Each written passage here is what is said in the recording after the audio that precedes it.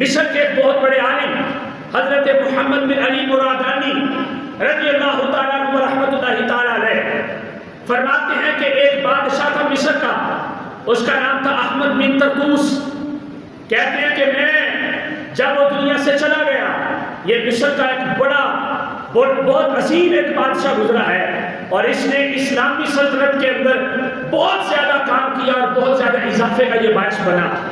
آپ جا کے گوگل سے اس کو پڑھ سکتے ہیں، تاریخی کتابوں کے اندر اس کے واقعات ملتے ہیں۔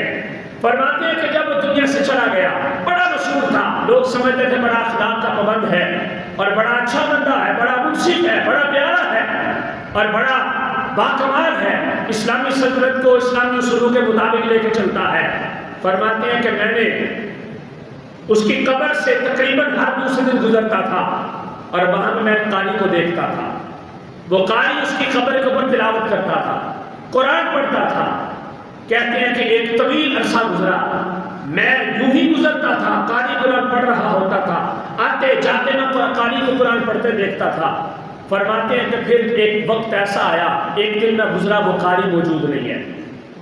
مجھے تجسس ہوا، پہلے میں کبھی کبھی گزرتا تھا، اب میں روزانہ گزرنے لگ گیا۔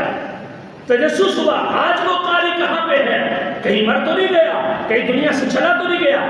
کہتے پھر میرے ذہن کے اندر خیال آیا کہ مجبوری ہوگی، نہیں آ سکا۔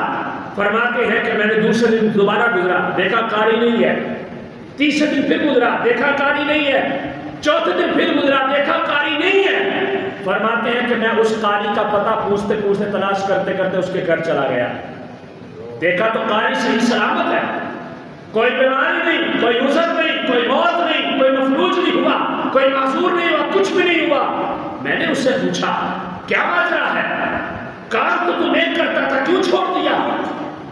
اچھا کام تھا، قرآن کی تلاوت کرتا تھا، اصالہ ثواب ہوتا تھا اس کی قبر کے اوپر۔ اب لوگوں کو یہ بھی بڑا خیر مسئلہ ہے کہ قبر والا کسی کی مدد نہیں کرتا اور قبر والا کچھ بھی نہیں کر سکتا۔ دیکھیے قبر والے نے خود کہا، اپنے بارے میں کہا کہ چھوڑ دو مجھے اس حالت کے اندر۔ اتنا بڑا بادشاہ، معاشرے کے اندر مشہور تھا کہ بڑا نیک ہے، لیکن کیا ہوا؟ اللہ اکبر، قرآن الحمد سے لے کر بالناس تک اس بات کا متقاضی ہے کہ اس کے ایک ایک حرف کے اوپر عمل کیا جائے۔ اس روایت سے آپ کو پتہ چلے گا۔ کہتے میں نے اس سے پوچھا قاری قرآن کیا ماجرا ہے، میں روزانہ تمہیں وہاں پہ دیکھتا تھا، اب کتنے دن اسے نہیں دیکھ رہا ہے، بھی تو ٹھیک ہے، کیوں نہیں جاتا؟ اس نے کہا حضرت ایک رات مجھے خواب میں احمد بن علی طرطوس ملا تھا اور رو رہا تھا، چلا رہا تھا۔ میں نے اس کو پوچھا اے بادشاہ سلامت کیا مسئلہ ہے؟ اس نے مجھے کہا کہ اللہ کے بندے کام تو بڑا اچھا کرتا ہے، لیکن چونکہ میں حاکم وقت تھا اور مجھ سے ڈیمانڈ تھی کہ میں قرآن پورے کے پورے قرآن کے اوپر عمل کروں بالخصوص، لیکن بالعموم ہر کسی کے لیے یہ حکم ہے۔ یوں نہ کہیے گا کہ صرف شہباز شریف وزیر اعظم کی کرسی پہ بیٹھا تو بس وہ قرآن کے اوپر عمل کرے۔ جو عبارضات شہباز شریف کے ساتھ ہے وہ آپ کے ساتھ بھی ہیں، وہ میرے ساتھ بھی ہیں۔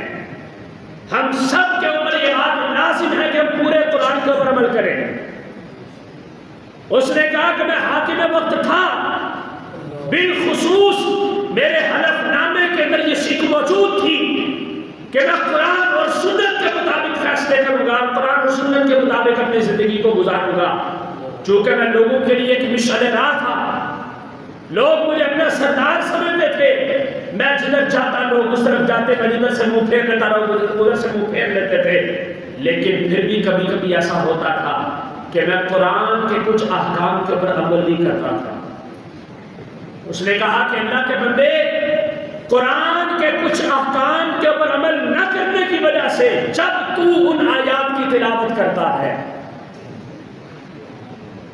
لمحہ فکریہ ہے، عبرت ہے، جب تو ان آیات کی تلاوت کرتا ہے کہ جن پر میں عمل نہیں کر پاتا تھا یا نہیں کرتا تھا، تو میرے سر میں آگ کا کوڑا برسایا جاتا ہے اور مجھ سے کہا جاتا ہے، ہاتف غیبی سے آواز آتی ہے، کیا رب کا یہ حکم تو نے نہیں پڑھا تھا؟ کیا رب کے اس حکم کو ماننا تیرے اوپر لازم نہیں تھا؟ آج ہم مجبوری بنائیں کہ میری اولاد نہیں مانتی شادی کے اوپر ناچ گانا چھوڑنے کو. آج ہم مجبوری بنائیں کہ میری اولاد سیر و تفریح کے اندر گل گپاڑا کرنے کے اندر فضول خرچی نہ کرنے کو نہیں مانتی تو نہ کرو. کرنے تو جو کچھ ہوتا ہے کل کو پھر جواب تو خود ہی دینا ہے نا. اسی رب نے قرآن میں کہا ان المبذرین کانوا اخوان الشیاطین. جو فضول خرچی کرنے والے ہیں وہ شیطان کے بھائی ہیں. یہ قرآن پورے کا پورا عمل کرنے کے لیے ہے. اور ایک اور بات سنیے, احیاء علوم کے اندر امام غزالی رحمت اللہ تعالی نے لکھا, فرماتے ہیں کہ قیامت کے دن کچھ لوگ ایسے ہوں گے اللہ رب العزت ان کو اپنے انعام کے اندر سے نکال کے غضب کے اندر شامل کرے گا.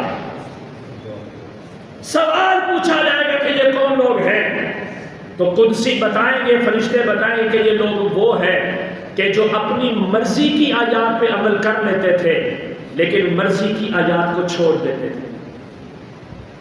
کچھ قرآن کے اوپر عمل کر لیا اور کچھ قرآن کو چھوڑ دیا. فرمایا کہ یہ وہ لوگ ہیں کہ جو اس طرح کیا کرتے تھے, آج اللہ ان کو اپنے انعام میں سے نکال کر اپنے غضب کے اندر شامل کر رہا.